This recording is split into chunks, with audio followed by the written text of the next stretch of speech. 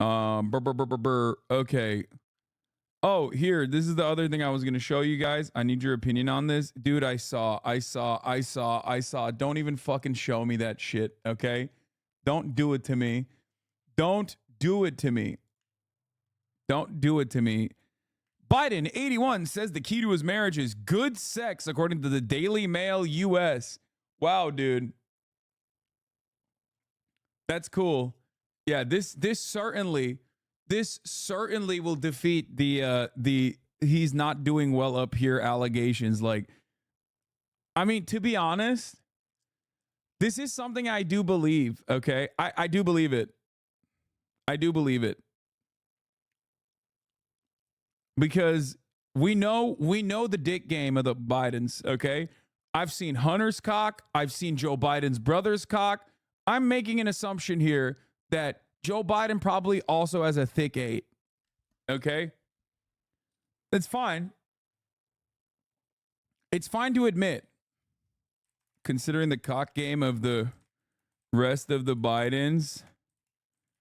This honestly seems believable. We do hogwatch of different sorts. Dude is blowing up his dick as much as he's blowing up Gaza. If the blood goes to the dick, there's no way he survives. What? Get ready for 15K, buddy? What does that mean? I mean, that'd be weird if this guy was a fucking hate watcher who's been subbed for 16 months. Am I about to get hosted or something? What does he mean? The people leaving Lamau? Wait, what? Why? Oh, because I tweeted that Biden has a thick one. It's just the truth. I'll be honest with you. If telling the truth, which includes Biden's hog, most likely being a thick one, if that causes people to leave, then I'm sorry. Okay? I'm sorry. But I'm going to keep saying the fucking truth. By the way, one of the worst things I could ever do is like have someone on the stream because all of my fucking mentally ill that's awesome. All of my mentally ill hate watchers like have swarmed this dude's entire life now. He's getting obliterated on Twitter. Most people, if you actually have friends in Ukraine you care about, you would simply not try to speak for Ukrainians and appear on a sound piker and dismiss the real tragedy of Ukraine surrendering territory to a genocidal Russia. If you have family in Ukraine you care about, you would agree with me. Clearly, you either do not have family there or do not care about them. Are you trying to imply that my wife's family is not family, you piece of shit, or what they or I should think about Russian aggression against them? Fuck all the way off. Most online psychoanalysis is garbage, but I really believe it's a strong sign that something is wrong when people can't recognize their own behavior being mirrored back at them. The online Ukrainian flag people have gotten unhinged lately. It's because we have officially entered the 2nd anniversary. Okay? So as it enters its 2nd year, as the invasion of Ukraine enters its 2nd year, obviously a lot of people are very agitated about it. Many people have like dropped their support of Ukraine because they feel like it's a dead ender, because most of them are not like really into it or really invested, or maybe they were but they're not invested for one reason or the other, maybe because they're demoralized. Okay? And of course, this is something I was going to talk about as well. This is the anniversary. We passed the anniversary of my greatest tweet of all time, the most goated tweet. One of my biggest misses, one of my biggest, most publicized misses, that was literally attached to one of my biggest and most, ironically, not publicized, correct assessments. The Putin is bad, not mad. He would never be able to permanently annex a country with 44 million people whose national project is not being a part of Russia. This is a hill I will die on. Putin will not invade Ukraine. It's so funny because, like, I was so right on the permanent annexation and how devastating that would be for all parties involved, and so wrong on Putin not being a fucking madman who would do that. Your next bad take is that Russia isn't going to win. There is no winning in that situation. There's no, like, hegemonic world peace just comes in here and says things, like, doesn't have any fucking real opinion at all. Like, nothing I hear from him is real. Everything we said would happen to Ukraine is happening. They're being hollowed out by privatization schemes, massive casualties on the front line, and the U.S. abandoned them when it became politically inconvenient. Both you and I literally predicted this exact train of events. Yes, but make no mistake. I was wrong when I said Russia won't invade Ukraine, because that would be fucking nutty for Russia to do. It would be insane. I was wrong on that. So, of course, people will always fucking hit the Hassan is pro-Putin line no matter what. Anyway, my uncle is still stuck in Ukraine because of martial law, and he's at risk of being drafted at any given moment because he's still young enough to serve. Mid-50s is so fucked. Entire towns have been emptied of young men. The average age of conscript is late 30s, early 40s now. Yeah. Things are not good. They're not looking good at all. They're not looking great at all. I mean, people are engaging in maximum amounts of copium on both sides of the equation. On the Ukraine defender side, the Ukraine flag guys have gotten way more fucking angry as of late because they feel like the more Russia makes like marginal gains, the worse the outcomes look for Ukraine. They obviously don't give a shit about the Ukrainian people for the most part. It seems like anytime I hear anything about Ukraine, it's always from either a Western person who's like, I'm the foremost authority on Ukraine because I talk to Ukrainian people on the ground or something. Or it's like a Ukrainian NGO, like a Western-focused NGO that's there to be like, you are literally a Putin dick rider. And overall, I feel like, it's just a devastating set of circumstances. It's really, really bad. And it's seemingly looking worse every fucking day because we trickled in our weapons into Ukraine, and the weapons that trickled in came too late. Ukraine definitely put up a phenomenal defense that actually was able to. Your take on Ukraine is dog shit, not gonna lie. You sound like a centrist right now. There is no centrism on the morality of the issue. One side is in the wrong and the other side is in the right. Ukrainians are right. Ukrainians are correct in wanting emancipation from a Russian invasion. The Russian military is in the wrong. There is no both sides on that situation at all. This is something I've been saying since day one. I know that people think I'm simply saying that for some other secret nefarious reason because I'm like secretly a Vladimir Putin dick rider defender or whatever, but no. Vladimir Putin is not some communist revolutionary. He is engaging in irredentist actions in Ukraine. Vladimir Putin is a capitalist, an oligarch that manages a kleptocracy. Of course, his actions in Ukraine are completely unjustifiable. Ridiculous to defend it at all. I make fun of the people who are pushing Z all the time as well that say things like, you don't understand, dumbass. Vladimir Putin is actually doing big brain 7D chess stuff every day. He took over another fucking village now and completely leveled it to the goddamn ground. It's so sick. The entire area that he invaded to basically protect Donbass caused a shit ton more casualties on the Russian side just as well as on the Ukrainian side, which was an excellent 5D chess move. It's like, no, it's dumb as fuck. Yeah, Putin also made NATO impossible to disband for another 50 years. Yeah, 100%.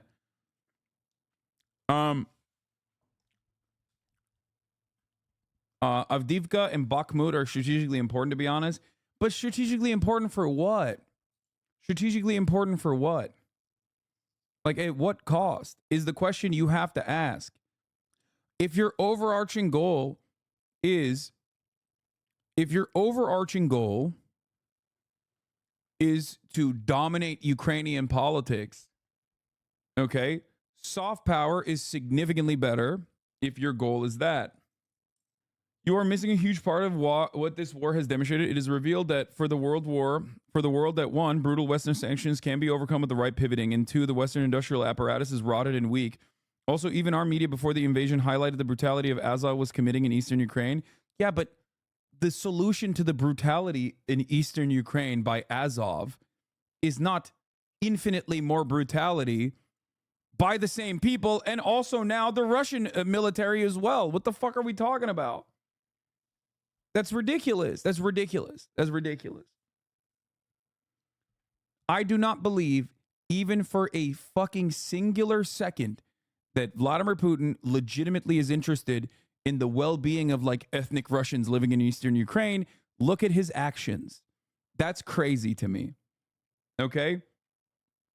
I also don't believe that he was ever remotely interested in denazifying Ukraine. That's a bullshit fucking excuse. It's bullshit. This does not mean that there aren't like hyper nationalistic people in Ukraine, specifically Nazis in the Ukrainian military. I covered the Azov guys far before the Russian invasion. Okay. And I covered them after the Russian invasion started as well, which is part of the reason why plenty of people kept saying I'm a Russian propagandist. This is the reason. Hassan is a fan of Putin. 1, Hassan loves horses, so does Putin. 2, Hassan is bald, so is Putin. 3, Hassan loves public execution, so does Putin. 4, Hassan loves top of the hour ad break. This is one of the first instances where someone actually debated me with something that I thought was going to be productive and funny. Like, normally it's someone who's like coming at me to anger me. This is not one of those moments. This is an instance where someone came at me to be funny and you cooked. I got fucking destroyed. Anyway, here's the 3-minute ad break now. If you no longer want to see those ads and you don't have access to anti-air missiles, over the shoulder anti-air shit, then you're going to need to subscribe for $5 or for free with a Twitch Prime. Owen Gila, thank you for the 5 gifted subs. Please tell me you don't love horses, please, please. I am a horse girl, but not in the way that, you understand how some people love horses. I think that loving horses that way is gross and weird. I, on the other hand, treat horses like big dogs. I love dogs, and I think horses are very close to dogs in the way that they operate, in the way that they are. Horses scare me. They're awesome. They're very smart. Anyway, not to trying to start shit, but you spend more time defending your Ukraine position than explaining it to us. What do you mean? My defense of the Ukraine position is an explanation for what's going on in Ukraine, though. It's such a weird way to approach the subject matter. Every single time that I defend my position, I'm basically giving you still facts about the situation on the ground. Anyway, those cities are important because they're in mortar distance to a paramount train track. Currently, Russia can't use it and is forced to move material and troops via streets and planes. Logistics win wars, and with the train tracks, Russia will gain more land. No, I understand all of that. And also, Avdiivka is, higher elevated and yada, yada, yada. Captain ACAP badge, thank you for the 5, get the subs. And now they don't have that. They don't have that position to keep fucking bombing into Russian positions that are firmly mounted in eastern Ukraine. Got it. Fine. I understand that. That doesn't spell victory. If that victory is a Pyrrhic or Pyrrhic victory? It's not real victory. If your overarching goal is to undermine Western influence in Ukraine, and the way that you Pyrrhic victory, I always say Pyrrhic. Okay, Pyrrhic victory. If your overarching goal is to undermine Western involvement in Ukraine and ensure that they never join NATO, which you know is not going to fucking happen anyway, then you already have pressure points through your economic cooperation with other NATO countries in the form of like oil and gas. That trade is really valuable. Obviously, that the influence that you have through that trade is really valuable. And then as far as like not allowing Ukraine to join NATO or enforcing some kind of um, red line. You already do that. You already have Crimea, and it's not going to happen anyway. So let's say Ukraine agrees to leave Donbass and Crimea to Russia. What stops Russia from regrouping and attacking it in the future? Ukraine has tried to freeze the conflict in mid-2010s, but Russia invaded again. Agreeing to peace terms that's beneficial to Russia might just postpone another war in the future. Might just postpone for another war in the future? Well, another war in the future that has like a steady period of cessation of hostilities, unironically, is better than continuing the war and allowing it to be a slow churn that still slowly but surely increases the conscription age in Ukraine as they run out of men. You know what I mean? That's the problem, I think. The Ukraine war will never be a victory for Russia because the costs at all levels were already too high, but the defeat of the West is entirely possible, and if Ukraine cedes large areas, it will be viewed as such. In Russia in particular, this would be seen as a victor. Yeah. The risk of Russia not following through on the conditions of a peace negotiation or a ceasefire negotiation is a permanent issue with every cessation of hostilities. Anytime you have a treaty, because that is how wars end, regardless of the victorious position you have, or regardless of the enemies having a victorious position, no matter what happens, that's how every fucking war ends, technically. And there's always a situation where the one party could technically violate those terms and conditions. So if that is the realistic outcome, let's say, operating on the pure hypothetical that they will do this again doesn't change the reality that you have to give it a shot, in my opinion. Like, Israel has every opportunity to, if there is a permanent ceasefire, Israel's every opportunity to violate that. They have done it in the past, right? But that won't stop me from saying that fucking Israel has to do a ceasefire. Does that make sense? Like, it's almost identical to my position in Gaza. In the immediate, a cessation of hostilities is an absolute necessity. That's it. Those are way different situations. No, what do you mean those are way different situations? No, the fuck they're not. I mean, Israel is worse, for sure. But those are not different situations at all. Israel's entire existence relies on 75 years of occupation and death and destruction in comparison to the Russian invasion that is a relatively new phenomena. However, it's still the same as far as the basics and the morality of it.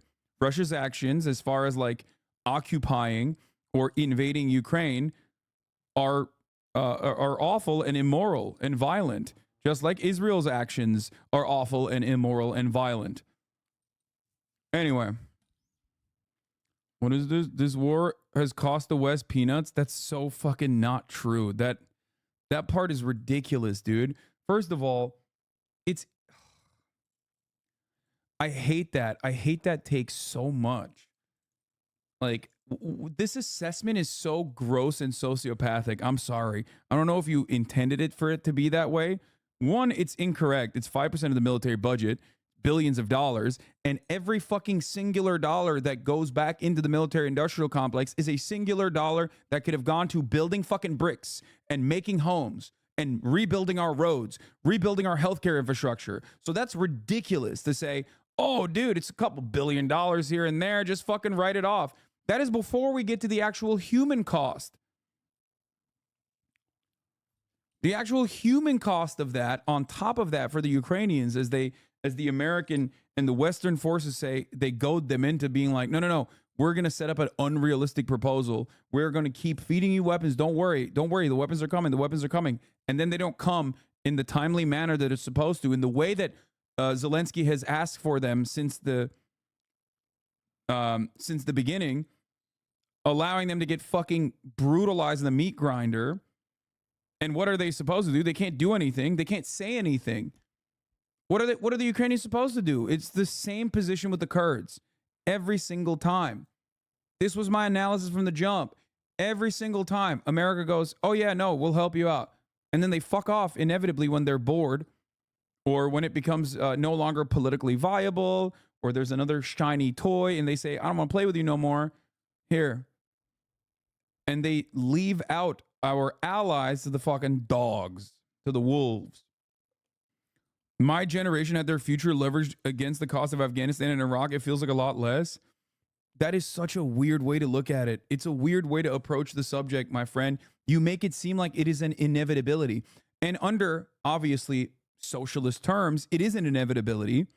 Imperialism is a necessity under capitalism. It is the final state of capitalism. So technically, it is an inevitability, but there is an alternative way, especially when we're talking about it in a community such as this one. You don't have to say, no, dude, this is like way cheaper than Afghanistan. You know what I mean? Like, your goal should be, especially in a circle like this, to talk about ways of dismantling the military-industrial complex, to make an argument as to why we have to dismantle the military-industrial complex and not, well, it's going to happen no matter what, so at least it's like lower. It's a lower cost, a lower burden. At least we don't have our own veterans getting fucking thrown into hellfire. So I don't know what else to say about it other than it's bad. It's not good. Palestine segment on CPAC Live now. I mean, it's kind of mid. Talk to me when we get to Trump. You know what I mean? The West is sending their aging arsenal that they would have to spend millions, if not billions, decommissioning anyways. The Ukrainians can at least use these weapons while they're still a match for Russia's current military capacity. Russia's losing these assets now reduces our need for a continued military-industrial complex. You are on an enormous amount of copium if you think that this reduces our military-industrial complex. What? You have to hand it to... Dude, listen. I know I'm bested in the marketplace of ideas when I got people trying to make anti-capitalist arguments as to why the military-industrial complex will be dismantled by funding the military-industrial complex. Okay?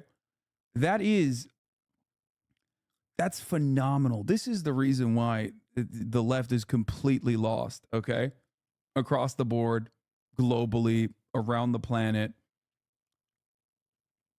Wow. That was really good. You fucked me up. Like, I know the liberal talking points. Ukraine is gay. Russia is anti-gay. You know? Like, that's a liberal talking point, right? Like, I'm familiar with that. That one I know. That one I know is like bullshit. I know how to deal with that. I've never heard this kind of argument. I've never heard like this is actually undermining the military-industrial complex.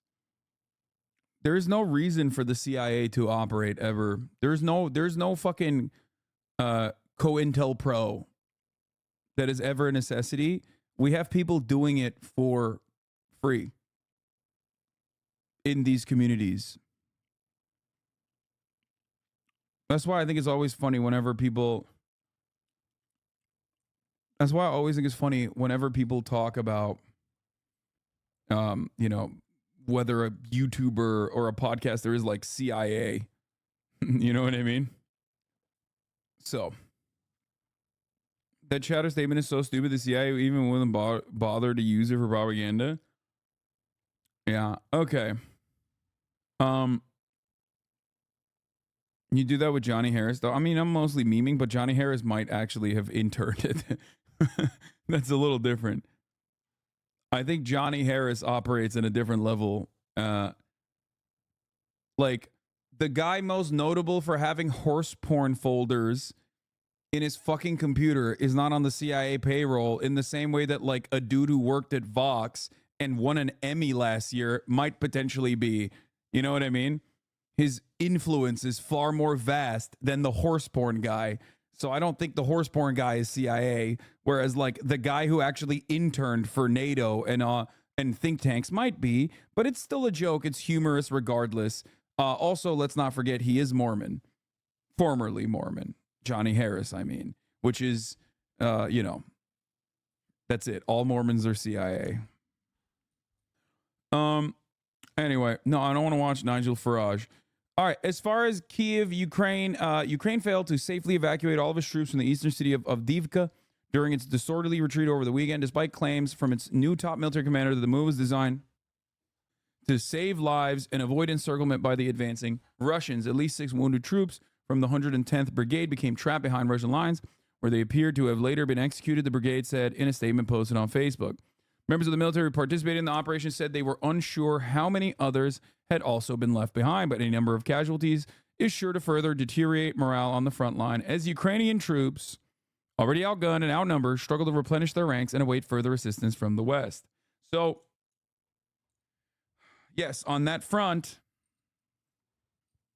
Ukraine is facing 2 problems.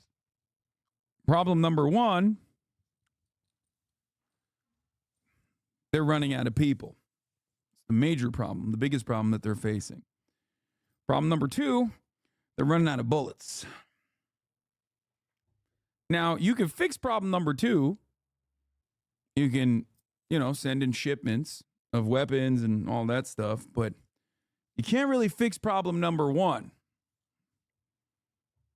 And that's a big issue. Unless, and I mean this with all sincerity, we start conscripting everyone on Reddit.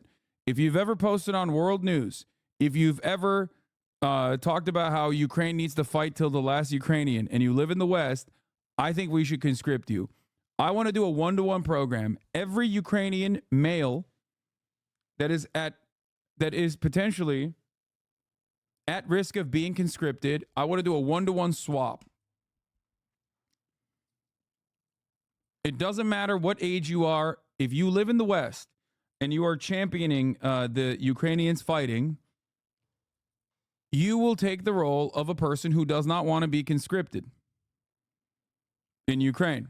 I think this is a moral thing to do. I think it's a just thing to do. Make a 1-to-1 swap. If you're a YouTube guy, okay? If you're a YouTube guy and you make YouTube videos all the time about this, 1-to-1 swap. If you always are advocating to continue sending Ukrainians to the meat grinder, it is a moral cause. It is a just cause. You have to go there and you have to fight. Because technically, if Putin is Hitler, okay, if he's Putler, what are you doing? You got to fight Putler. You have to. How can you make the same argument that is used against you at other conflicts you defend? Bad take, in my opinion. Really? Because I often have the exact same opinion on other conflicts as well, which is an end to the conflict. I've said the exact same thing about Israel-Palestine too. I want Israel to stop fucking bombing Palestine. I want Israel to stop bombing Gaza. Don't go hard, please. Just friendly advice. It's not friendly advice. You have completely misunderstood my position, I think. If I was pushing for Russia to fucking bomb Ukraine harder, and you were like, why don't you go conscript in the Russian military, asshole? You would be right. If I was making that argument, you'd be right. But that's not the argument I'm making at all. I'm making the exact opposite of that argument. And the same goes for any kind of war that is occurring anywhere around the world. Does it go both ways now? So then the Ukrainians need to browse Reddit and make YouTube videos? Sure. I mean, I've been a big time advocate for Ukrainians coming into the United States of America. I don't give a shit. Yeah, that position is also consistent. It's a consistently held position that I've always had, which is that people that don't want to be conscripted, people that are escaping war, our home should be open to them.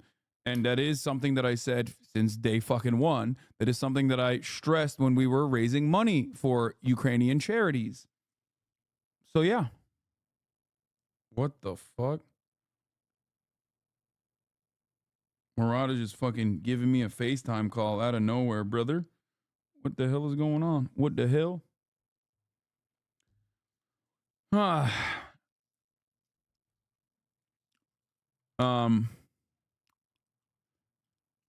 Yeah, members of the military participating in the operation said they were unsure how many others had also been left behind, but any number of casualties is sure to further deteriorate morale on the front lines. Russia's capture of Avdiivka, a strategic and now almost completely destroyed city located about 50 miles on the Russian-occupied regional capital of Donetsk, was Moscow's most significant territorial victory since it seized Bakhmut last May. Diverging accounts have emerged in the days since Ukraine's retreat, including some that support Ukrainian President Volodymyr Zelensky's assertions that many more Russians were killed or wounded fighting for the city than the Ukrainians. That is, again, maximalist copium. 3 U.S. officials said Wednesday that they were told by Ukrainian officials that dozens of Ukrainian soldiers left behind enemy lines as their units withdrew. The officials, speaking on the condition of anonymity because of the sensitivity of the issue, said earlier reports that up to 1,000 Ukrainians are missing or captured appear to be exaggerated, but they acknowledge the situation is still severe with many left behind. One senior, no, he called and then turned it off. Shut the fuck up, chatters, please. Stop trying to manage my relationship with my brother, okay? Oh my God. Where are we at with parasocialism? It has now reached a maximum level. How are people confused on your stance? You've been morally correcting because this is in day one, or people just discuss details and small facts you got right or wrong? It's just drama. That's what it is. All right, let's continue. The number will be closer to 100, the Ukrainians later acknowledged to U.S. officials. In the 110th Brigade statement, it said constant attacks from Russian aircraft, artillery, and drones made it impossible to evacuate several seriously wounded and dead servicemen. After Russian forces surrounded some of the troops, Ukraine tried to make contact with Russia through intermediaries that requested the wounded be treated and taken prisoner. The brigade said Russia agreed, but later posted footage showing that 3 of the soldiers were already dead. Ukraine separately confirmed that 2 of the other wounded soldiers were also killed, the brigade said, and is still seeking information about a 6th. Yeah, I saw we got another big balloon. The footage is circulated on Ukrainian social media, and the Ukrainian media outlets reported that family members confirmed the deaths of their relatives seen in the video. Other members of Ukraine's military who were familiar with the final weeks of fighting in Avdiivka and Ukraine's rapid withdrawal from the city said the situation was chaotic and poorly planned. The account suggests that the retreat ordered by Colonel General Oleksandr Syrsky, who was named as Ukraine's top commander by Zelensky this month, was a grim and dangerous operation and hardly the orderly pullback to a more advantageous position that the Ukrainian military officials claimed at the time. One soldier who spoke on the condition of anonymity because they were not authorized to discuss the situation said some troops were ordered to take positions that were either already lost or destroyed. Constant Russian attacks made the task impossible, with Russian forces outnumbering Ukrainians 7-1. Russia constantly bombarded the area, launching as many as 60 guided aviation bombs per day, which Ukraine could not repel because of a lack of anti-craft defenses. Notice how the 2 issues that I mentioned that we cannot solve are very apparent here. Thank you, by the way, for the 10 gifted subs. Las Canarias. Russia outnumbers the Ukrainian military 7-1. Russia has more bodies to throw into the fucking meat grinder than Ukraine does. And also, Ukraine doesn't have ammunition either. A ceasefire now, or a ceasefire 1 year ago, would have given Ukraine a favorable leveraging position. A ceasefire now will still give Ukraine a favorable leveraging position in comparison to a ceasefire 6 months from now. Do you guys understand? This is what I've been stressing. And yet people have been consistently talking about how Ukraine is actually winning the war and how they will continue winning the war and how that's the reason why they need to keep pushing and push harder and push harder and push harder and push harder. Every day that goes by where Russia advances on a new position is a worse form of leverage for Ukraine. How do you plan on achieving a ceasefire? Russia is winning. Why would they accept a ceasefire? Great question. Russia has said that they would. I think ultimately it is not favorable for Russia to also continue battling. Okay? It's not. So you grease the wheels and you say economic cooperation can come back. And Russia isn't winning either. Russia is simply not getting fucking owned. That's it.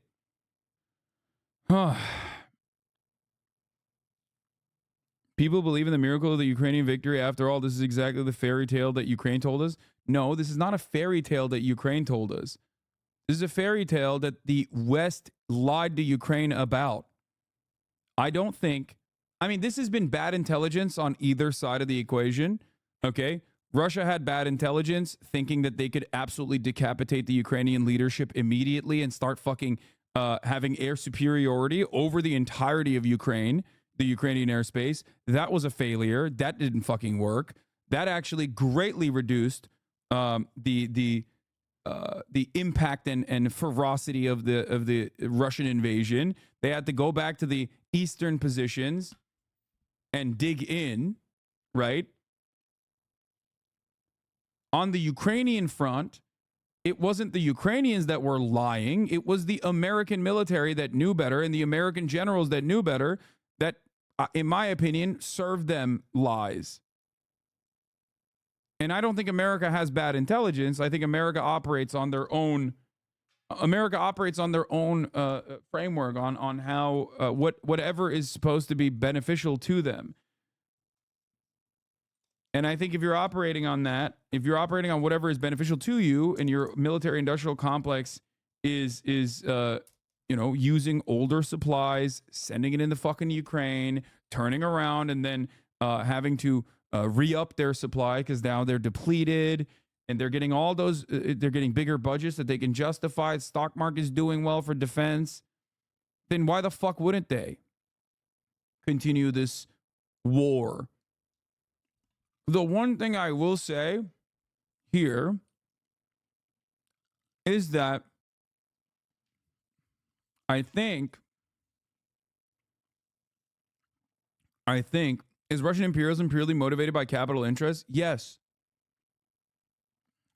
Yes, it is. The one thing I will say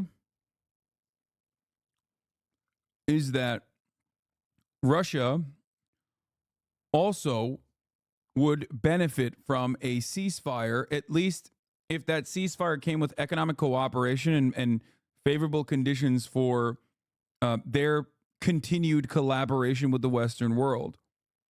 Like, people always forget that ceasefire negotiations, or all matter of negotiations, do not only occur on the basis of who has more physical leverage, like how you can push someone to engage in actions that they don't want to engage in. Like, it's not just the negative reinforcement. There's also positive reinforcements that you can also push for. This would, of course, require America to take a bit of an L when it comes to the American oil and gas industry making up for I guess, like, some of the gas that Russia sends into Europe. It would cut into their profit margins, and they will never do that. So it's considered, majorly beneficial for the oil and gas sector in the United States of America to continue doing this war, to continue forcibly trying to sever Russia's economic relations with European countries. That's it. I don't know what to think of the economic cooperation. Sure, it had damaged the USA's grip on Europe, but I can't imagine it happening so long as Putin is in power. It was already happening. A ceasefire would mean that the West accepts forcefully moving borders through military power, a new age. Yeah, dude.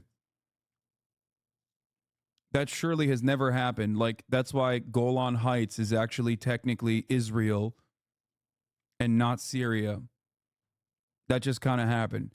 A new age in the sense that someone who isn't sanctioned by the West is able to do this. No, it's not another scale at all. You're wrong.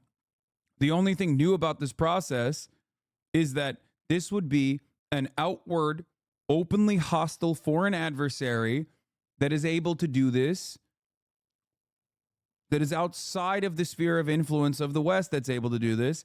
And that still happens, by the way. You just don't hear about it because it's not something that's, like, talked about in the media. Anyway, this is I think, byproduct of America's grip of power waning in the global stage. I think that definitely is a very real thing. We've entered a new era of history on that front, I will admit. Okay, my man said Golan Heights question mark. Golan Heights is annexed Israeli territory that Israel took by force and never gave up. It's actually Syrian land. Azerbaijan with Armenia is one example of this. Not necessarily, because Azerbaijan was Azerbaijan was aligned with Israel, and Azerbaijan also supplies Israel with oil and gas through Turkey, by the way. And Azerbaijan was armed with Israeli arms, so they were allowed to do that. So it's still technically within the Western sphere of influence. If anything, you could say that like the Azerbaijan-Armenia situation only came to that conclusion or came to be because of Russia leaving it alone. Because Russia as a regional actor, Russia as the regional superpower there was always keeping that situation in check to a certain degree. So you have to remember that. I agree with you on Putin's military intel lacking, which is why he made the mistake of going to Kyiv itself. But the Baltic pipeline construction began in 2020 and would have heavily undermined the Nord Stream pipelines and likely weakened Russia's ability to dismantle Germany and France from NATO economically. No. Yes, there are certainly competing elements. I agree. But I think ultimately it would have just made it cheaper, but Russia still would have lowered its pricing, but would have still engaged in economic cooperation. Why do you have such a hate boner for Russia? Do I fucking suck Putin's dick every day of the week, or do I have a hate boner for Russia? Which one is it, guys? Yes, both. Whichever is more favorable to me in this particular moment where I can trigger you and anger you. Somehow both. Pick one, chat. Pick one and go along with it. You're too anti-Putin? Yeah, of course I'm anti-Putin. Why wouldn't I be anti-Putin? He is like, I'm anti-Erdogan as well. The fuck? Yes, dude. I don't like Vladimir Putin, who is a fucking counter-revolutionary, anti-socialist, anti-communist, fascist piece of shit. Why wouldn't I be fucking against him? Like, I don't understand. People literally think like he's... Do you still think that he is like some kind of socialist hero or something? The EFF isn't anti-Putin. Yes, I know that. I know why other factions in the global South, especially, don't have that same opinion. But I think that's a strategic one. It's for leverage, if that makes sense. Uh-oh. Putin's coming after me. I'm sorry. I'm sorry. Oh, no. Oh, no. Mini F. Putin sends his regards. Pooty poo. I lied. I love you. I'm so sorry. Please don't fucking destroy my channel. Oh, no.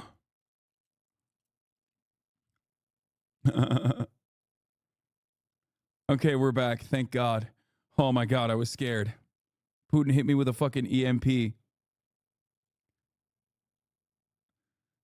Second Thought, I believe, made a video on this. What happens when evil wins? And I think we should talk about that. Putin almost annexed my ass, dude. Brought to you by the generous support of my patrons on Patreon. Get some cool perks and help support the show by becoming a patron at patreon.com/secondthought. I also recently launched a new channel dedicated to the nuts and bolts of making a living as a creative. If that sounds like something you'd enjoy, you can check it out at the link below.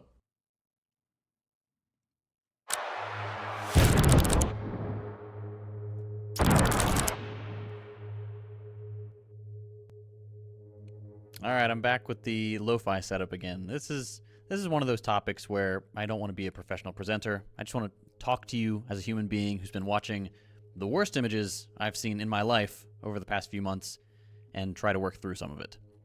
On October 7th, 2023, the Palestinian resistance took the fight to the Israeli occupation and knocked the wind out of them a little bit. For those who somehow aren't aware of the situation in Gaza, the Palestinian people have been subjected... Wait, what happened in Gaza? ...to a brutal and genocidal occupation for 3/4 of a century. It's a long story, and if you'd like to hear more of it, we put out a First Thought analysis episode a while back that covers the history of Israel and the beginning of their ethnic cleansing campaign. We also did a Deprogram episode with the wonderful people who run decolonizepalestine.com, and another good resource is Ilan Pappé's book, The Ethnic Cleansing of Palestine. Pape is an Israeli historian, so before you go accusing me of only suggesting pro-Palestine sources, maybe give that one a read. You can find all these things linked in the description. For those who can't be bothered, here's a very short summary of what led up to this point. As anti-Semitism flared up in Europe in the midst of the World Wars, we also saw the development of the political Zionist movement, which was basically a push to establish a Jewish ethno-state somewhere in the world. That should have been the first red flag. Ethno-states aren't generally a good thing. You might be surprised to learn that Palestine was not the only option on the list. There were multiple other locations considered, on different continents, and all of those places were already occupied.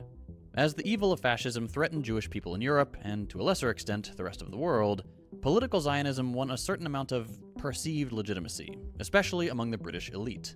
In 1948, with the violent support of the British military, the State of Israel was founded on stolen Palestinian land.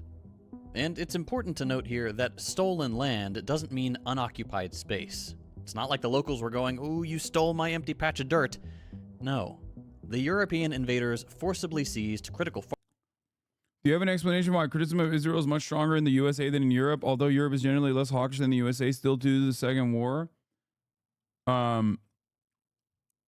Is it? I mean, I don't think so. I think like it's relatively the same. There's a shit ton of people criticizing it.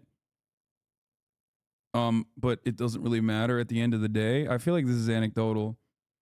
People are criticizing the shit out of Israel in Europe too. Unless you're talking about Germany, and we don't talk about Germany on this broadcast, okay? I'm done with Germany. Me and Germany, we severed ties, okay? Farmland, port cities, stretches of coastline, places that were occupied and served a vital role in Palestinian life. Of course, all of this was perfectly legal according to very official pieces of paper, so the colonists could wave off the atrocities they committed to claim the land. One of these documents, UN Resolution 181, gave the settlers 55% of the land, which is made even more absurd by the fact that the UN had no legal right to do so and did not consult with the Palestinian people before adopting the resolution. Unsurprisingly, they were pissed, and war broke out. What followed is today known as the Nakba, or catastrophe. Between 1947 and 1949, some 750,000... One last thing about Germany, I have to pay a fine of €300 for making your "we should arm Hamas like the IDF" joke on Twitter. No way. You in Germany tried to do a fucking joke theft and you got fucking fined? That's awesome. That's kind of lame. I'm sorry that happened to you, chatter. That's hilarious, though. That is pretty fucking funny. Oh, Jesus Christ. Yes, I got fucked in the ass. Holy shit.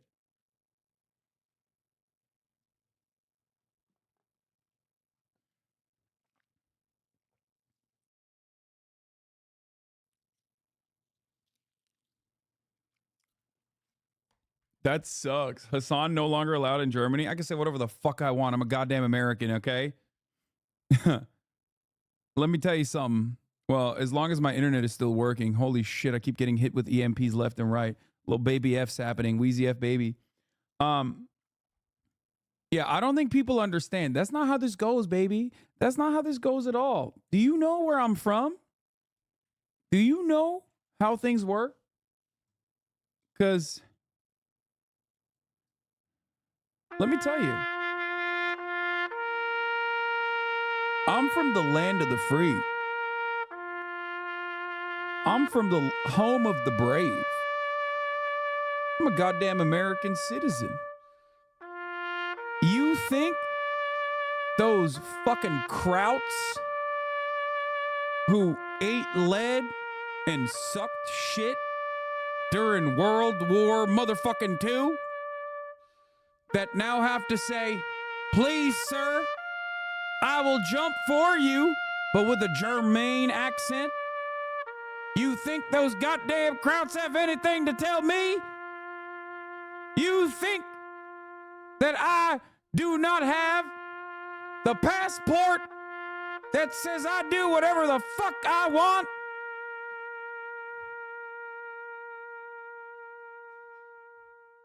I'm a goddamn American. I defend the goddamn world. I fund the military of the entire Western world, soldier. Do you understand what that means? That means I go to any goddamn country and do whatever the fuck I want. I get drunk, I get loud, and I get proud for the United States of America. Think a goddamn German's gonna tell me I can't say whatever the fuck I want?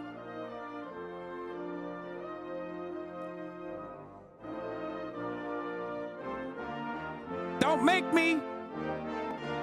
me rebuild Israel on top of your goddamn house, Germany.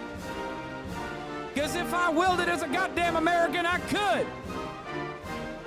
And I probably should have.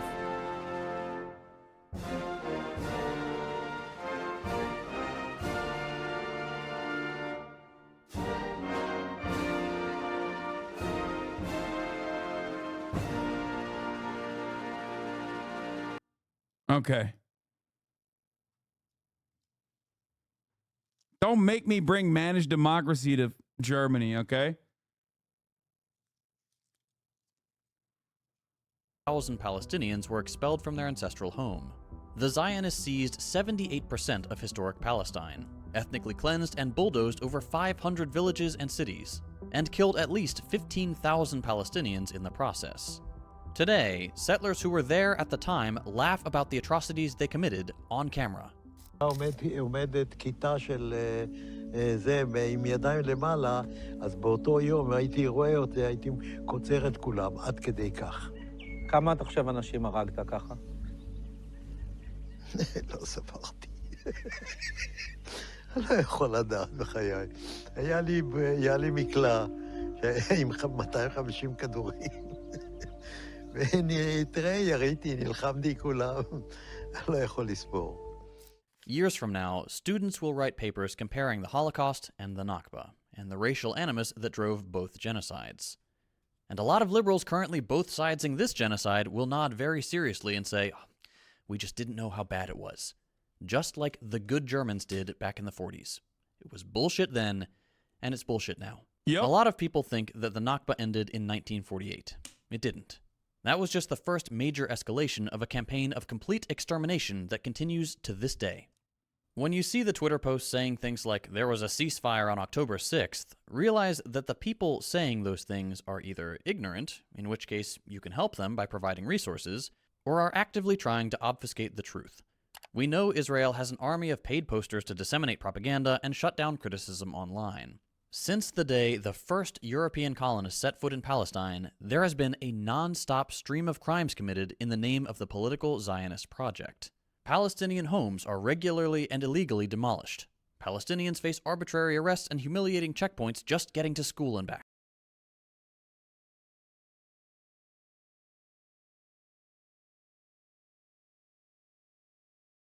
Entire villages are ethnically cleansed specifically for recently migrated European and American Jews to build new settlements on Palestinian land.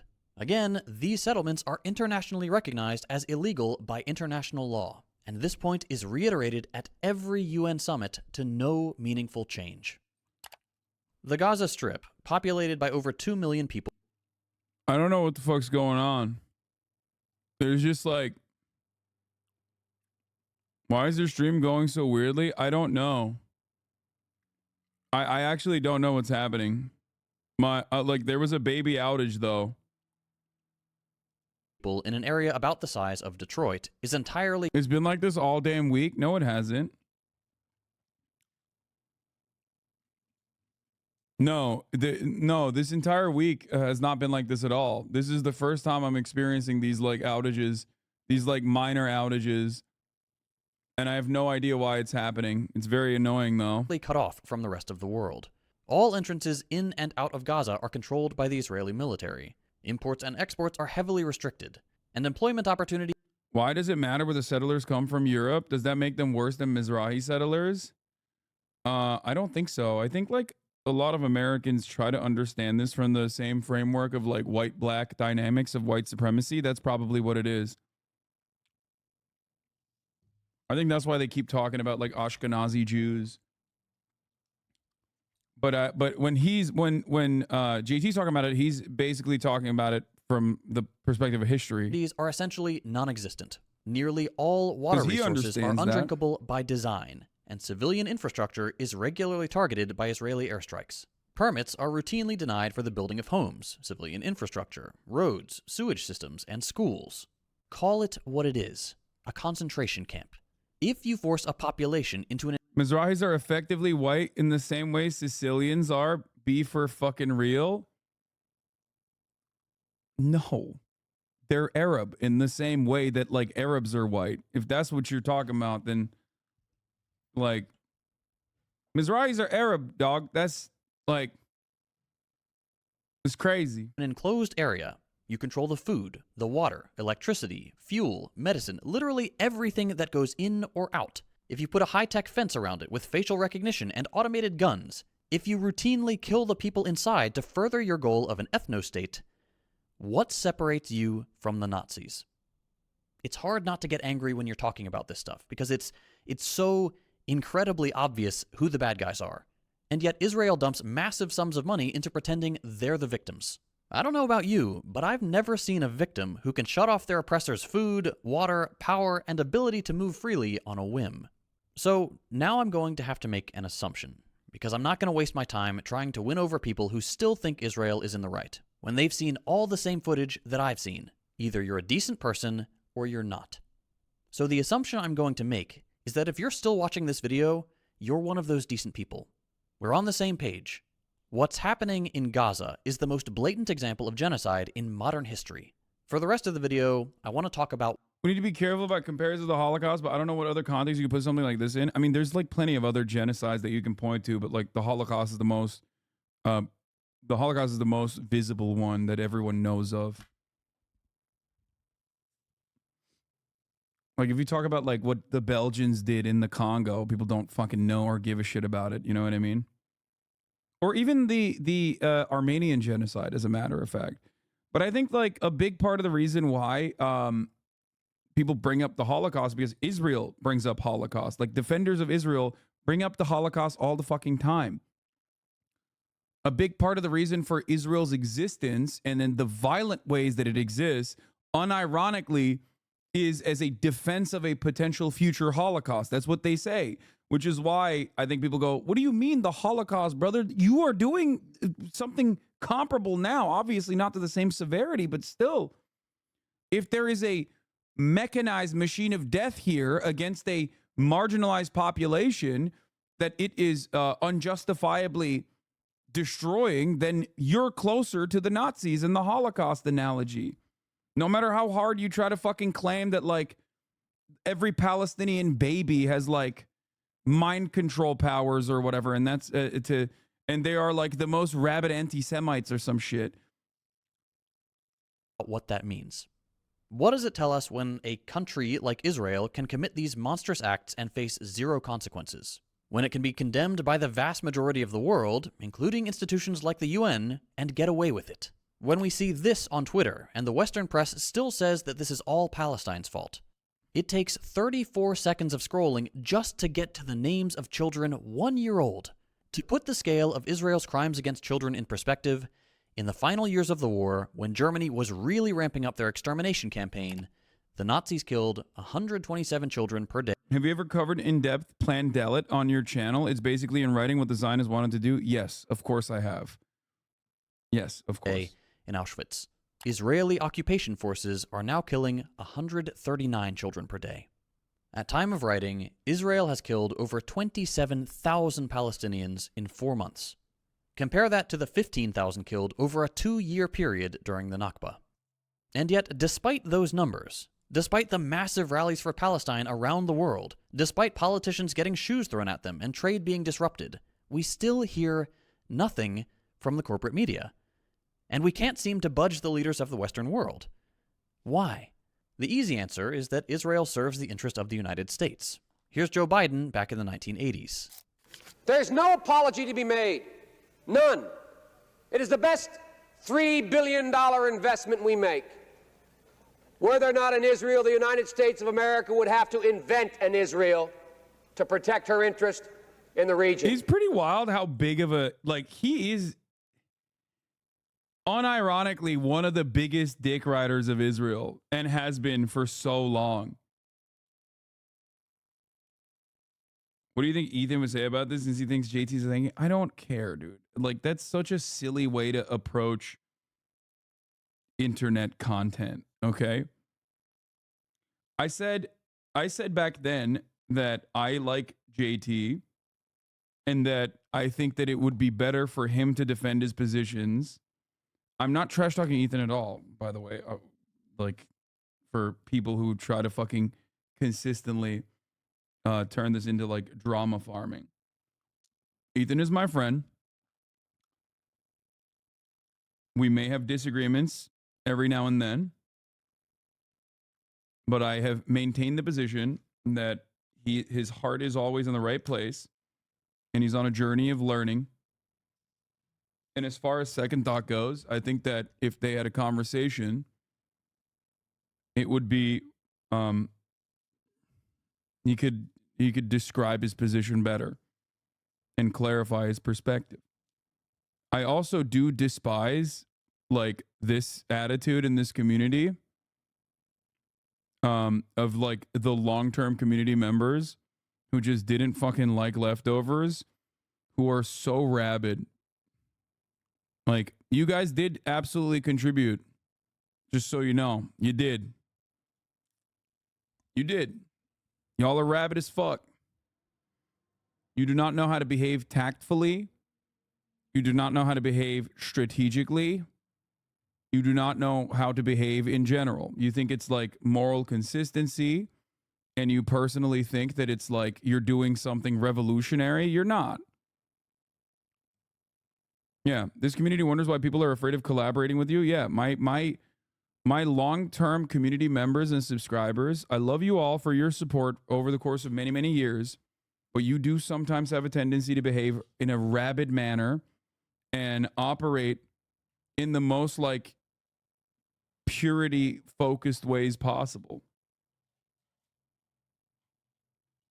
Nobody ever thinks about the impact of certain things. Nobody ever thinks about the impact of having a show like Leftovers that goes to a much broader audience. You know who thinks about that, though?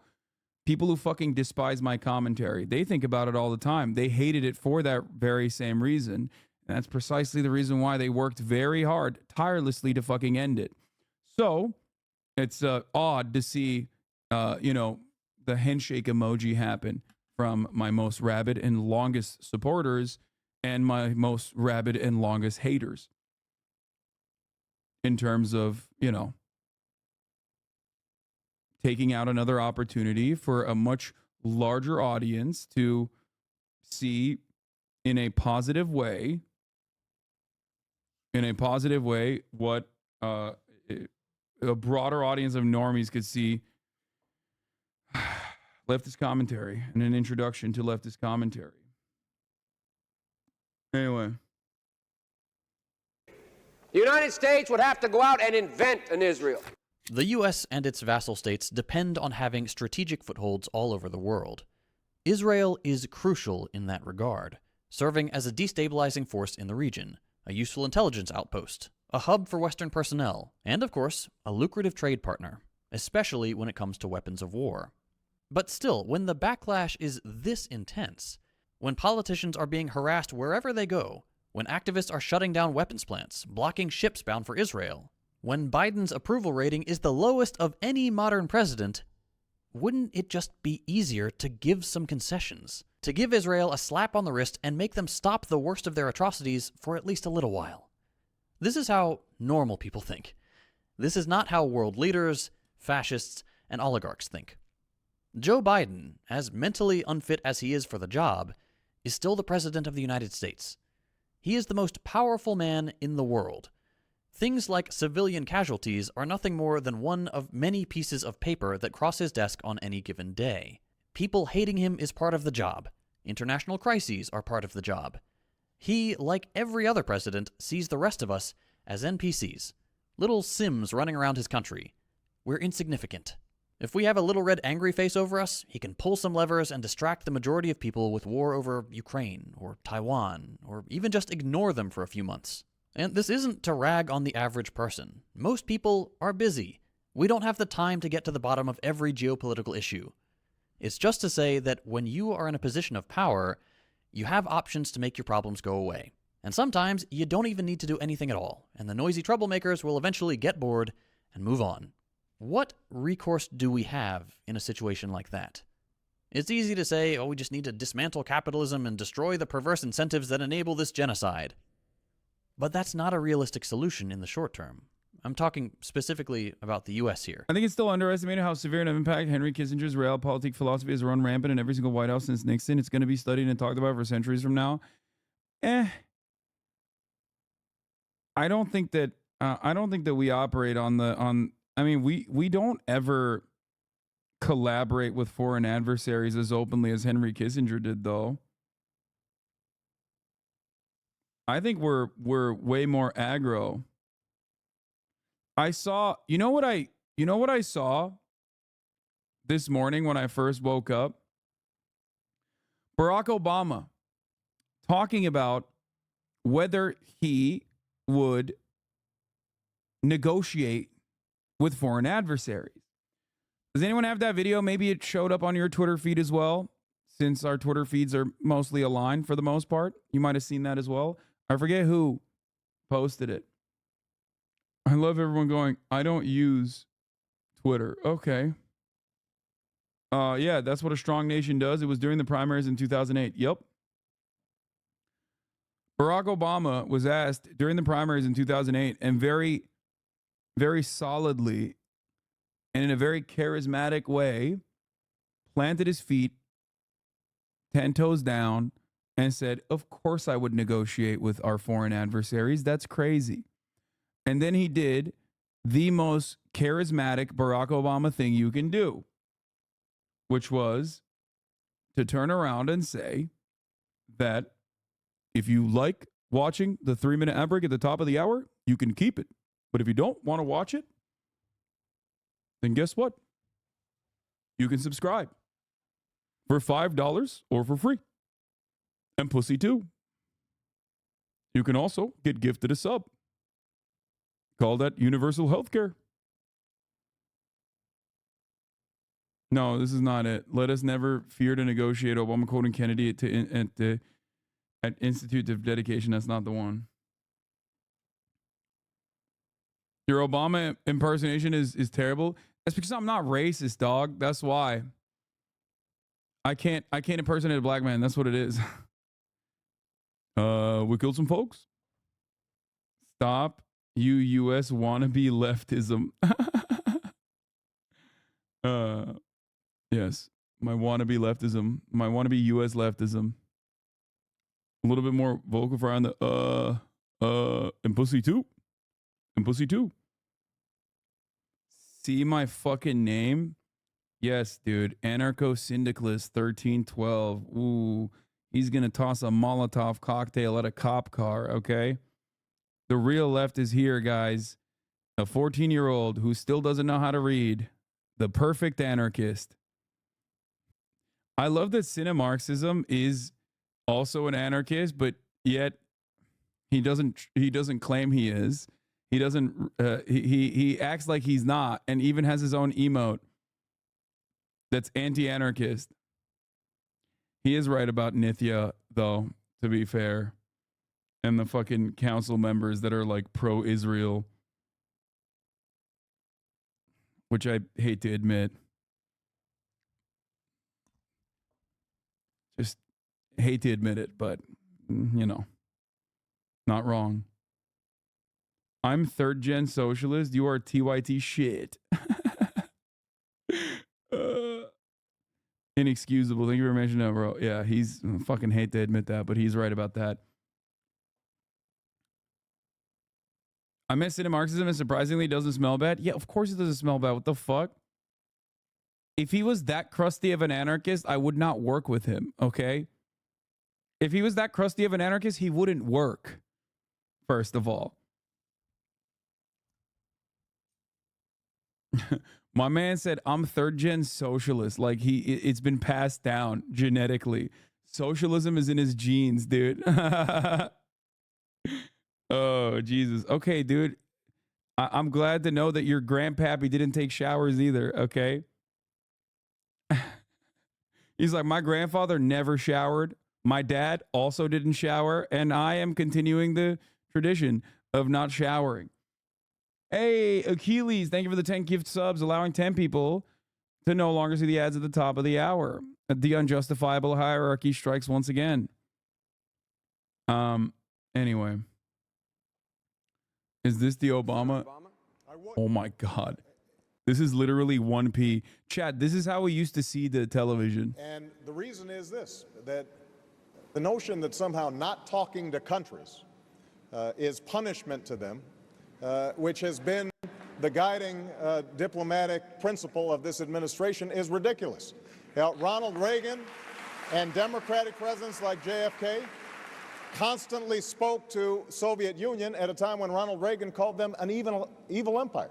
And the reason is because they understood that we may not trust them, they may pose an extraordinary danger to this country, but we have the obligation to find areas where we can potentially move forward. Yeah, this was his position. And to a certain degree, he did hit that line. What happened to the ants in 1312? My granddad was in prison for helping socialists and Jews. My dad and mother sent money to Vietnam. What was your fascist family doing? Killing Kurds? Yeah. I love this chatter, and I mean it unironically. I love him. Or them. I don't know. No, he's still talking about his family, dude. Like, what are you doing, brother? That's what... You're going to turn him into a right-winger? Yeah, he's going to go from anarcho-syndicalism to Trotskyism to being a Larouchite and inevitably a neocon, okay? It's going to happen. But I'm not even joking. I do love that guy. Like, it's not even a joke. And I don't think you guys should pile on him. I do love people like this. All jokes aside, like, people like that do a lot of, they're the guys that have, like, they're the dudes that have, like, that are always at the forefront of mutual aid, things like that. I'm Antifa and I hate you guys. Vosh Desterny. Okay, this is the most 14-year-old anarchist I've ever seen, though. Online anarchists do not do groundwork. They post GoFundMes on Twitter. Okay, fair. Some of them. This is the kind of dude to show up to a DSA meeting with a water balloon. Yeah, no. When you're such a puritanical anarchist that you believe the greatest enemy, what have you done but get rich? Great question. There is a long list of things that I've done, but I think the greatest thing that I've done is fuck your mom, chatter. Like, I love that you went, my granddad was in prison for helping socialists and Jews, and my dad and mother sent money to Vietnam. Like, your dad and mother as bona fides are sending money to Vietnam, and you're sitting here not even thinking a little bit about the amount of funds that I've raised, not only for labor unions, but also on top of that, direct victims of imperialism in the third world. Like, I'm gonna be honest with you. I'm kind of clearing your dad and mom right now pretty hard. If the only thing they got is sending money to Vietnam, okay? But the end all be all is like, you're roasting a child, calm down. It's true. It's true. I shouldn't do that. Also, I don't know what he's done, but then again, it's because they're 14, so they have a long way to go. You are nothing but a creep online. I still love you, chatter. I think you're a little bit misguided. When you learn to read, things are going to get things are going to look up for you. Okay? Once you figure out reading, oh my God, dude. Life is going to change for you dramatically. I suggest Lenin. I suggest Engels first, an infantile disorder, and then you can pick up maybe, start off with Lenin. And oh my God, so you are a bigot.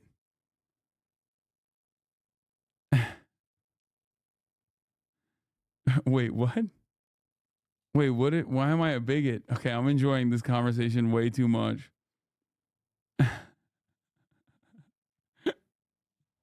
I've read Lenin before you were born. You were not alive when I was born. And that is me being charitable to you because you cannot be this much of a meme, this much of like a extremely online wrecker anarchist.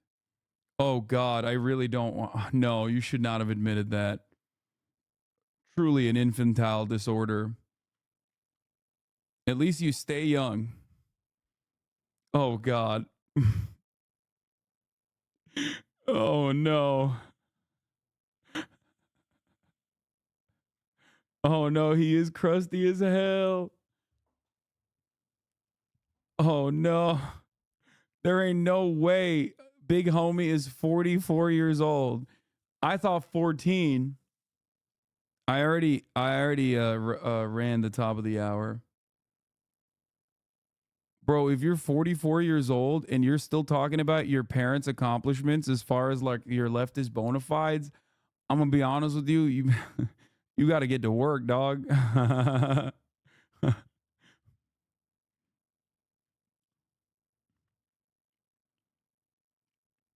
Like you're a 44-year-old anarchist?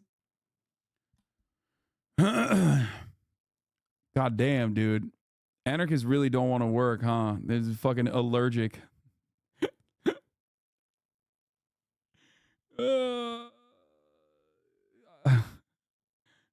I'm Antifa. You are not good at this argument. Yeah, you're doing anti-fascism here. Please ignore the hate comments. Come on, this is not a hate comment. We're just having fun. My granddad got beat up, but fun. I love this guy. Okay, let's get back to second thought. We don't have anywhere near the level of class consciousness needed to build a revolution. Not in a timely manner, at least. So we find ourselves in a position where it looks like evil has won. Where no matter what we do, Israel is still going to bomb Gaza, and the US is still going to give them the bombs, and the media is still going to say that your eyes are lying to you, and it's actually the Israelis who are the victims. That sounds pretty bleak. And it is. There's no denying that this is a pretty grim timeline. The United States is a tremendous force for evil in the world. There's a reason it's the most hated country on Earth, and there's a reason most Americans aren't aware of that fact. But here's the thing, and this might sound a little flowery at first, but bear with me. Even though evil may seem like it's won, even though the US and Israel may seem impossible to overcome, there will come a day when historians can look back and soberly assess the crimes of these regimes as past projects. The US empire is on the decline. I made a video about that a little while back. It cannot sustain itself the way it has since the post-war years. The United States as we know it today will fade. It may not disappear completely, but its relevance will wane. Israel will go the way of Rhodesia and apartheid South Africa. As long as projects like these are reviled and opposed by the majority of working people, they will eventually succumb to the weight of their own contradictions. And there's a fine line to walk between this is inevitable and this cannot last forever. Assuming something is inevitable is not the correct approach. That leads to complacency. But recognizing that evil cannot stand against the determination of the masses forever, that's inspiring. That leads to people getting involved, joining organizations, actively working to prevent things like what's happening in Gaza. Hope and determination is the right approach, not complacency. And certainly not doomerism. Yes, it's incredibly painful to watch the footage coming out of Palestine. Yes, it's normal to feel overwhelmed or helpless. But all you have to do is search the words Palestine March or Rally, and you'll be reminded that millions and millions of ordinary people just like us are making a difference. We're helping get food and medicine to people who need it. We're educating our peers. And most importantly, we're scaring the criminals enabling this genocide, whether they admit it or not. Another thing to consider is that even though there are something like 40% of Americans who still support Israel, that number is dropping. YouGopnik made a fantastic video a few weeks ago about the era of war crime influencers, where he talked about this bizarre need the occupation forces seem to have to broadcast their hideous war crimes to the world. I'm sure you've heard the quote, "Never interrupt your enemy when they're making a mistake." The Israeli apartheid regime is making a mistake by not cracking down on their stormtroopers blasting their war crimes out on TikTok. No one on earth can watch these freaks cackling about blowing up homes and... Okay. Back to the anarcho-syndicalist chatter. You love Destiny. I saw he was a bigot, which was a wild thing to say. I'm not scared of a U.S. liberal. You support capitalisme and did not pay your worker or spread your wealth. Here we are with your Vosh-like cultist. I keep having to untime him out because Fossabot keeps clapping him. He did. He destroyed me. Am I wrong, little boy? Yes. I don't even understand why this person thinks I like Destiny. That chatter has the most fucked up YouTube algo, I'm calling it. I don't understand how someone can be a 44-year-old person who's like this brain broken and this oblivious to like any of my positions, anything I've ever done, but yet this passionate about his anger. I think pretty much every single thing you've brought up so far, including really funny things like claiming that I like Destiny, who was probably my number one cyber stalker and will most likely be my number one cyber stalker. I don't really know how you can get everything so wrong. Like everything you have thought about me, I'm almost certain is the exact opposite. Anarchists are so based. No, 100%. As a fan of H-Bomber, etc., I was a fan of H-Bomber, etc., and you online leftists are just here for YouTube money. I think this is your issue, that you mistake people that are doing propaganda for the left as anything but propagandists, and you think they're supposed to be revolutionary figures. I am genuinely enjoying this because he's like Jesse Lee Peterson way, like he's out there in the same way that like Jesse Lee Peterson is.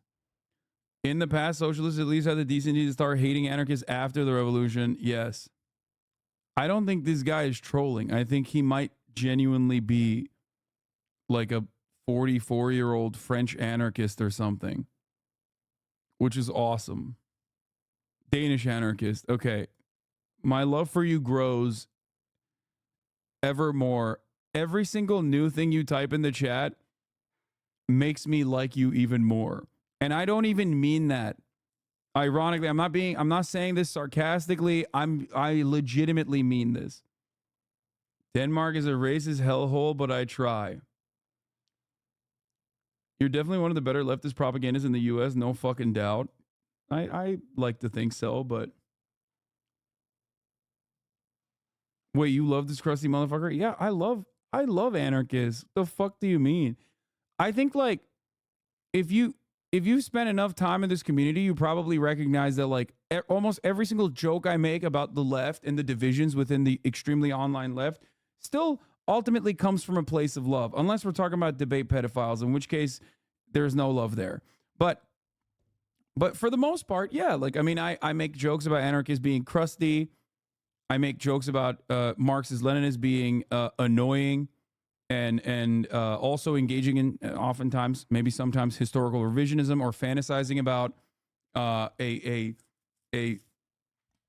existing real world of socialism that was actually perfect, like existing real socialism that was definitely infallible and perfect, and that like we have to go back to that same era without any consideration for the current material conditions whatsoever.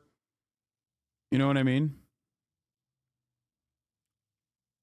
I want to know what gave them the impression that you're friends with D. I don't know, but I love him regardless.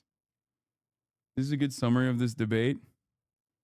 My friend just showed me the scene from a German film last year, and now I need to see the full film. I'm a communist, and what are you? I'm an anarchist. Cool, we can be friends until the revolution. After that, it gets difficult. Yeah. Like, see? Look. I had a Palestina flag in my window since 2004, but I also have an LGBT flag and the Kurdish flag. Cool, man. I'm glad you're doing your part with your flags in Denmark. That's great. What is this? Dude, he is standing next to Destiny. No, I dislike Pac-Man, but he is no Destiny. What? Is this the guy? No. How the fuck did you all find his Twitter account? Okay, we're done. I think that's why. I think that is the reason why he thinks I'm friends with this fucking guy. Can we move on? Colorado is under attack from a Chinese spy balloon. Another Chinese spy balloon. God damn it. Finally, I did it after hours. Hey, Felix Biederman, first discovery. Let's go. Yeah, brother, let me tell you something, okay? That image has led you astray. This is from a very long time ago. I hope you understand. Denland. Bro, it's really funny how you have haters in every camp. You have a knack for drawing out people's insecurities. Joe, many liberals does it take to change a log by bulb? None. They're too busy. Their gender. I love that. Okay, stop posting your fucking additional information. The left is destroyed. Okay, let's continue. Let's continue with this. I forgot where I was. I'm heading out in the Subi with my rifle. Ain't letting no damn liberal Chinese commie balloon in this state. These mountains will stay free. Okay, stop voluntarily giving out your information in front of 20,000 people, anarcho-syndicalist chatter. That's ridiculous. You're being crazy. Murdering children without at least a little bit of cognitive dissonance. Even the staunchest supporters of Israel are squirming just a little bit. Except, of course, the ones paid handsomely not to squirm. Israel has shown the world what it represents. It stands for genocide, apartheid, ethno-nationalism, a fascistic desire to cleanse a land they believe belongs to them, and build pizza places and hotels on the graves of the indigenous population. No matter how hard the colonists try to erase the past by destroying mosques, universities, burial sites, entire villages, they can never convince anyone but themselves that they are indigenous to the land they are so callously destroying. Uprooting trees, salting the earth, poisoning the water. Native populations don't do that to the land they love. So let them show the world who they are and what they stand for. Every video posted to TikTok, every piece of propaganda debunked. It will all go in the history books when inevitably this genocidal regime is relegated to the dustbin of history. The only way to ensure a bright and peaceful future in the region is to reestablish Palestine as it was before the Zionist project. A multicultural, multi-faith community with roots reaching far back into history. A beautiful past that should be celebrated, not bulldozed and turned into a theme park. Not ethnically cleansed and its history rewritten to fit some modern myth. As much as evil will try to win, its own inhumanity will be its destruction. The world sees Israel for what it really is, and one day will remember Israel for what it really was. These days, it's pretty hard to find someone who will admit they supported Rhodesia or apartheid South Africa, but they're still around, pretending like they didn't act just like the supporters of Israel are acting today. So, what happens when evil wins? Evil doesn't win. At least, I don't agree with you on everything, but overall, you have very rational takes, and I appreciate your impact you've had on the commentary in the U.S. I hadn't even heard the perspective of the Palestinians before your coverage, and I'm sure there are a lot of other people who would say the same. Well, that's my goal.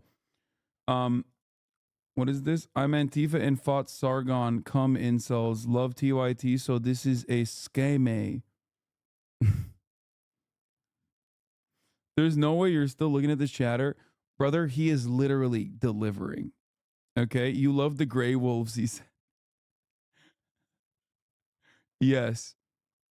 Me, a big, huge fan. Unironic, huge fan. Dude, listen.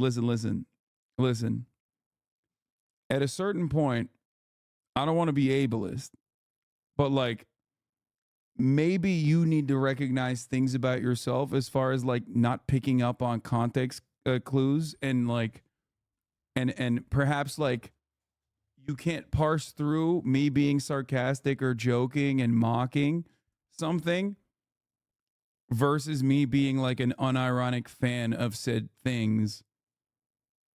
Nice fallacy. No, it's not a fallacy. No, I'm describing to trying to explain to you in really, really nice ways, in as nice as I physically, humanly possibly can, that you're wrong. Like, you're just completely wrong in the funniest ways possible.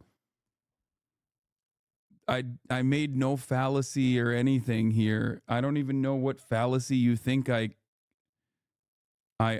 brought to the table.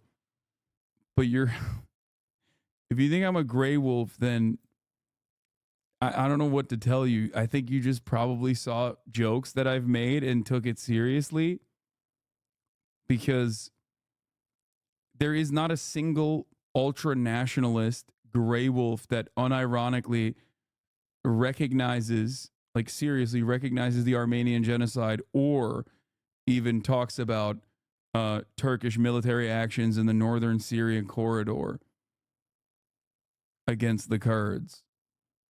Like, as a matter of fact, I am probably at risk if I were to go to Turkey, mostly by gray wolves, if I were to go back to Turkey at all, for the things that I've said. So he's referring to your reaction to this video. I mean, this video is a banger. I think Armenian genocide, I am instantly killed by a guy turning into a werewolf because I called it Armenian genocide and Armenian nothing. Yeah, Geno lie. I mean, they have. Wasn't it a gray wolf that killed Hrant Dink? The Armenian Turkish journalist? Like, I would get literally fucking murked for, if I was doing this commentary, if I was doing the commentary that I do about Turkey in Turkey, one, I would go to jail, obviously. And then two, I would get stabbed and killed in jail by an ultranationalist. Abartı değil bu. Ya o kadar da değil. Hem diyorsun Türkiye'ye gelsen ülkücüler seni siker. Ondan sonra diyorsun ki babanın dayının filan yaşadığı ülke kalmadı. Your chick is coming home to roost. Finally, we found the chatter that has no understanding of any sort of sarcasm and has consumed too much of your content. This is the final form of no jokes. Yeah. I have translated the lyrics as like super fucking ultra nationalist. Back in the day, I don't remember what the exact lyrics are. I'm not gonna go through it again, but it's crazy. Like, they're saying, long live our race. One Turk is like, or 40 Turks is worth the entirety of China. It's like very racist, but it slaps. Which is so funny when you're like talking about China as a Turkish guy. When you're talking about China as a Turkish guy, it's like, why? What? Like, he literally thinks that we're still like, Genghis Khan. That's why it's funny. Yeah. Here. Yaşasın ırkımız, Çin'e bedel kırkımız. Long live our race. 40 of us are enough for China. Our ballad is sung from eras to eras. Our homeland is Turan. Our army is Atsız's youth. Atsız is Hüseyin Nihalatsız, who's like a fascist Turkish guy. Ulusun Kurdumuz, not a regular wolf, the wolf that has saved the Turkish people, which is mentioned in the Epic of Bozkurt Asena. So Pan-Turanism and like Turkic mythology is fucking sick. It's actually really sick in the sense that like at least there's something there, you know what I mean? It's not like fake in the way that Germans tried to develop some kind of national mythos in fascist Germany. Like, you know how the Nazis tried to fucking act like they weren't living in mud huts as they got fucking owned by the Romans, and then decided that they were like sick. It's just Roman shit. No, but I feel the same way about Roman mythology as well. I think it's awesome. It's just that you look at it as a story and it's like fun. You don't take it seriously and think that this is your, you know, this is your real life. In the same way that like Vikings are cool, but you're not a descendant of Vikings. Does that make sense? Like there is this line between recognizing nationalist mythos as just a myth and a cool ballad or a song versus looking at it and being like, no, this is real. Like I literally am a descendant of a wolf. You know what I mean? Yeah, did you watch Norseman? Exactly. It like Norseman is dope. Fascists delude themselves into supremacy based on myth. Exactly. It's a story though. Ciddi inanmıyoruz herhalde amına koyayım. Evet de even if you don't take it literally, this like still plays a role in your understanding of your culture or whatever. You know what I mean? Valkyrie just posted pics from Milan Fashion Week while Hassan is here explaining Turkish nationalism songs to a random Danish anarchist. Yeah, we all thrive in our different ways, okay? As streamers, we all have for me, this is peak. What I'm doing right now is peak content that I make. I wouldn't change this for anything. This is what I love. This is extremely my shit. Like 100%. Dönmeden geriye, without turning back, hail our divine cause, nationalist Turkey, from Altai to Danube. It shall happen before the last fire dies. Our black banner shall spread from Turan to Turan. Forward, forward, forward. Our path is eternal on the mountains of the wolf. May the foes fade away. Forward, forward, forward, run. Our path is eternal. The gray wolf howl. May the foes fade away. Ergenekon destan anlatsana bunlara dair etmesi verses. Yeah, there's like a lot of cool. This is what happens when you have like a long fucking history of being like nomadic tribes that ultimately create empires and shit like that. There is like a lot of deep lore that you can tap into, and I think it's all cool as long as you don't take it seriously and think that this means like that you are some kind of fucking supreme race. I feel the exact same way about Roman mythology as well. Like all of it is sick.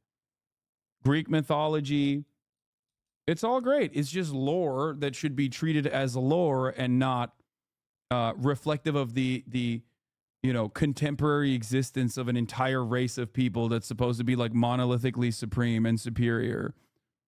Yeah, this is what Valkyrie is doing while I'm doing the Danish chatter. American mythology is my fave. Well, American mythology is just capitalism, so it's like kind of weak. That's what I mean. I do think that the Western world, low key, like the Western world that we understand as the Western world, which is comprised of like OECD nations for the most part, lacks the serious mythology with obvious exceptions. America's mythology is white supremacy and capitalism, right? Whereas like we don't, here in America, we just don't really have any of that. Like we don't have enough history. Whereas like the cool stuff would be natives, indigenous tribes, and how they came about, or The cool stuff would be looking at Latin American countries and their own unique version of their own national mythos. The Western world, as we understand it, rarely ever has like good shit in that on that front. You like native lore but not Germanic tribes? No, they're cool. I mean, they were able to fucking hold off the Romans in the woods and shit. I think that's cool. The barbarians. American mythology. I'll leave Europe's Catholic persecution and leave my toothless wife and 16 children. Half of them will die before we make it, but that's a risk I'm willing to take.